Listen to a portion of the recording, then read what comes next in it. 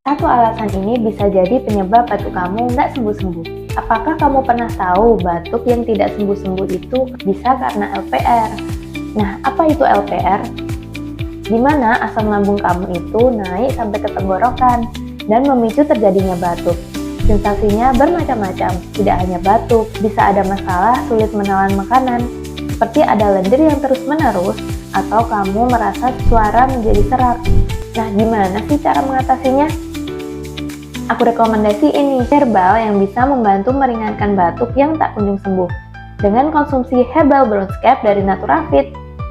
Bronze-cap adalah produk suplemen herbal yang diformulasikan khusus untuk membantu mengatasi masalah pernafasan. Dengan kandungan antioksidan dalam ramuan bronze-cap ini sangat banyak, sehingga mampu meningkatkan kekebalan tubuh dan mengurangi gejala pilek seperti demam, hidung tersumbat, dan sakit tenggorokan.